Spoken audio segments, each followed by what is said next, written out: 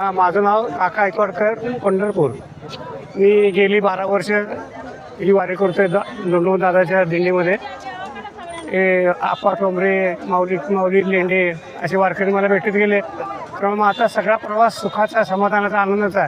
आणि वाटेत अनेक लोक मला भेटली, पण जे जे भेटे भूत ते माने भगवंत, सगळे परमेश्वर रूपानेच मला भेटी दिली सगळी लोक. कारण एक वारी करता करता 12 वारी माझं एक तर वारीचं पूर्ण होतंय. हे सर्व दादांच्या कृपेमुळे. अनेक सुरुवातीला एक वारी करायची ठरवली होती, बघता बघता 12 वाऱ्या पूर्ण केल्या. हे सगळे श्रेय या सर्व वारकऱ्यांना परदायला जातं.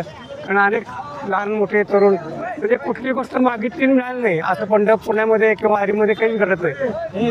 जे काही मागितलं ते पटकन मिळून जातं. एक माझा अनुभव सांगतो. मी अकोल्याने चालत तेव्हा प्रचंड भूक लागली होती.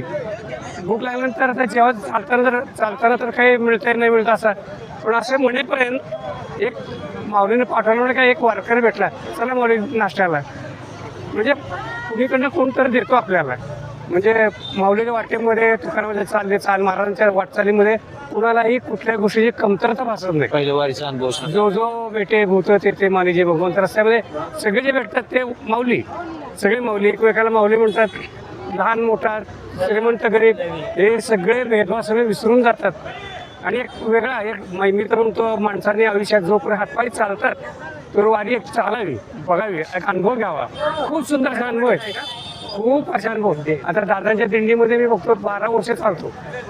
मी दिंडीत झोपतो. माझी मुलगा आहे, सून आहे, पण मी कोणाकडे जात नाही, वारी सोडत नाही. दिंडीमध्ये जेवतो, दिंडीमध्ये झोपतो, दिंडीमध्ये काम करतो, मिळेल तर पडेल ते काम करतो.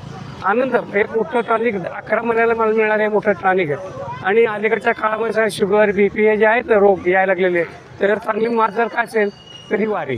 फक्त सर्वांना एक विनंती अशी, जर तुम्हाला वारी करायची जर असेल तर दिंडीमध्ये करा, मोकट वारी करू नका. दिंडीमध्ये